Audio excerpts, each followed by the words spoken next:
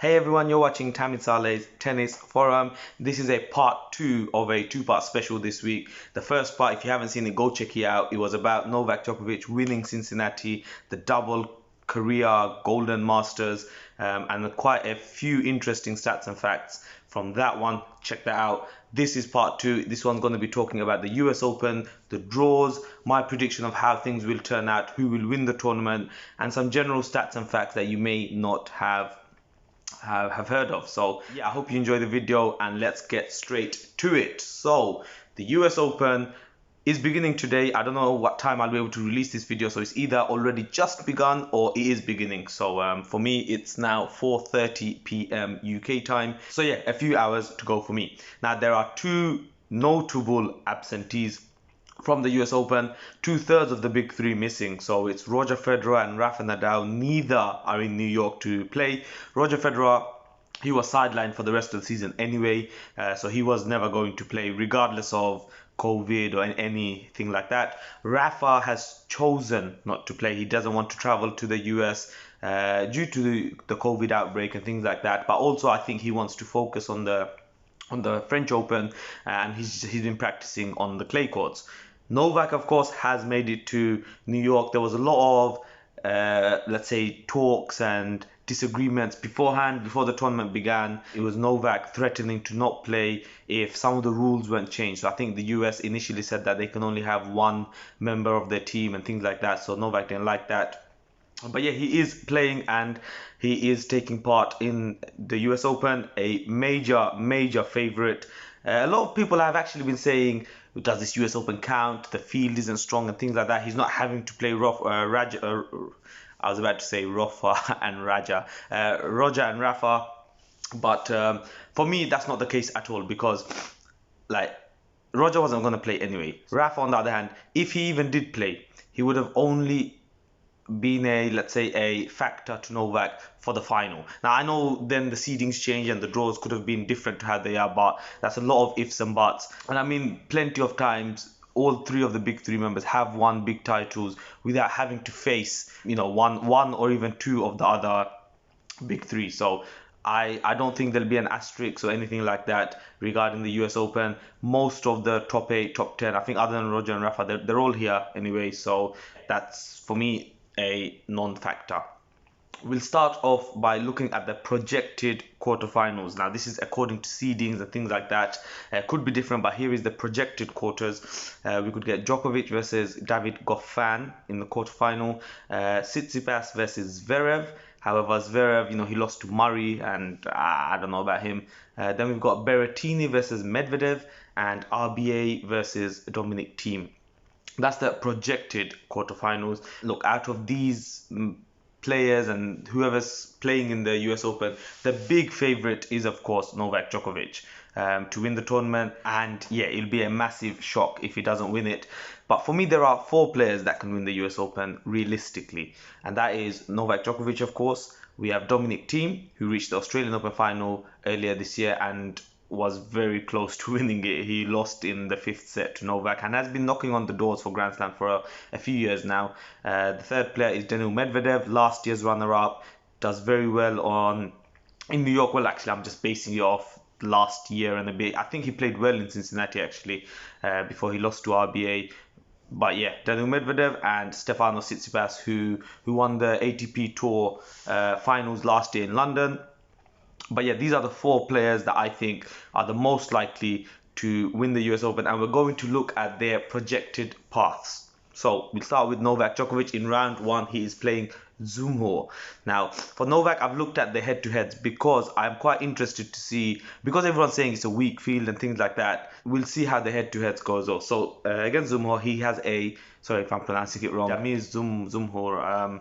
But he has a 2-love head-to-head, and he's in those 2 matches that he has played, he's only lost 5 games in 2 matches combined. Now, granted, there was a retirement in one of them, but yeah, odds-on favorite. The most interesting thing about this match is probably how Novak plays so close or so soon after Cincinnati with his neck problems. Will he have that figured out? I'm going to be interested to say. He's playing UK time midnight, so in about 7 and a bit hours. So I'm looking forward to that. 7 and a bit hours. In the second round, he could face the Brit Kyle Edmund.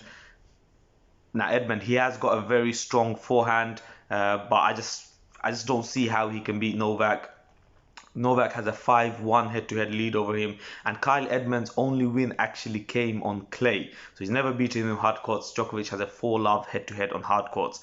Third round, he could face Struff, a player he beat very comfortably in Cincinnati last week. Djokovic also has a 4-love head-to-head against him, and they've played in 2020 twice now, in the Australian Open and Cincinnati. Of course, Novak winning both. Fourth round, he could face John Isner. Now, Novak has a 10-2 head-to-head against him, and he's won the last 7 matches between the two. So, a very one-sided head-to-head. Novak, he does one of the best returners, if not the greatest returner of all time. You know, big servers don't really tend to worry him. So, yeah, that's his fourth round tie. I don't see any problems there. In the quarterfinal, he could play, well, he's expected to play David Goffin, but he could also play players like Shapovalov and Taylor Fritz and things like that. That could be his potential quarters there. But if he does play David Goffin, he has a 7-1 head-to-head against him, and Goffin's only victory was on the clay. Djokovic has a 5-love head-to-head on hard courts. In the semi-final, it's probably one of Tsitsipas or Zverev. Now Zverev, yeah, I don't know. So let's say Tsitsipas. Djokovic has a 3-2 head-to-head lead against Tsitsipas, and he's won their last 2 meetings between the pair. And then in the final, you could place Dominic Thiem, Medvedev, and I've put RBA in there as well because of his stunning form in Cincinnati. Against Thiem, Novak has a 7-4 head-to-head lead, and of course he beat him earlier on in the year in the Australian Open in a stunning 5-setter, coming back from 2-1 down to win in 5. So yeah, if you look at the projected path for Novak and the head-to-heads against who is most likely or should play projected, Novak has a 38-10 head-to-head against all 7 of his opponents. Now that is a very, very telling stat.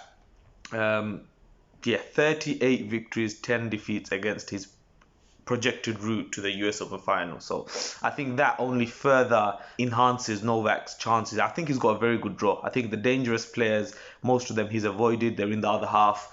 And he'll only have to play one in the final. I think if he does get to a final, the experience comes through. Novak's biggest issue or problem in the US Open could be himself.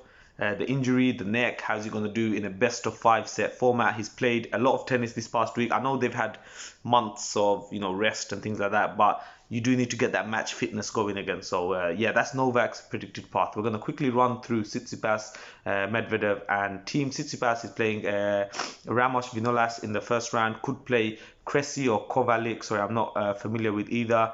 In the second round, third round, Borna Coric or Lajovic. I think he's going to play Lajovic, even though he should technically face Coric, I believe, in the projected.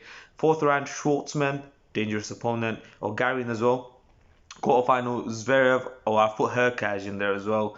Semi-final, Novak Djokovic or David Goffin. And then final, we've got Team Medvedev, RBA. That's the top half of the draw. I don't see any problems for Novak, really. I think, yes, Tsitsipas could be a bit of a challenge, but as long as his fitness is there with the neck issue and things like that, I think Novak storms through it, really. Looking into the bottom half, we are now going to look at Medvedev's projected path. He's got Delbonis in the first round, could face Gier in the second round, then Peña or Feliciano Lopez in the third round. I think Lopez could be a bit of an issue for Medvedev, but I still see Medvedev coming through. Fourth round, Dimitrov or Basilashvili. Now, Dimitrov would be a repeat of last year's semi-final between the two, I believe, where Medvedev came through in straight sets, if I'm not mistaken. That'd be an interesting one. Quarterfinal, we've got Berrettini, Rublev, or Benoit Paire. Now, projected, it should be Berrettini due to the seedings. However, if I had to pick, I think I would go for Rublev here. He had a brilliant start to 2020. Obviously, not quite sure how things are going to be in the US Open. You can't base it off things that happened in Australia, which and before actually, which seems like a million miles away now. But yeah, I think he'll play Rublev in the quarters, and then semi-final against Team RBA or Raonic, and then final against Novak. For Team, he's got Munar in the first round, then Nagao, who took a set off Roger, I believe it was last year or the year before in the US Open. Then Cilic in the third round. Could be a bit of a difficult match. Cilic, former US Open winner, but yeah, I see Team coming through. And then fourth round, we've got Felix Auger-Aliassime or Dan Evans or Andy Murray in that fourth round. And quarterfinal could be RBA, Khachanov, De Minaur or Raonic. Now I think that is a deadly quarterfinal for Dominic Thiem, and it's going to be very, very tough because we've got RBA in red hot form, Raonic in red hot form. They're probably going to be his biggest threats there. And then semi-final against, Medvedev, Berrettini, Dimitrov, and then the final against probably Novak or Tsitsipas, one or the other. So that's the route for the four realistic winners of the US Open in my mind. What do you guys think? Who do you think is going to win it? I'm going to give my prediction.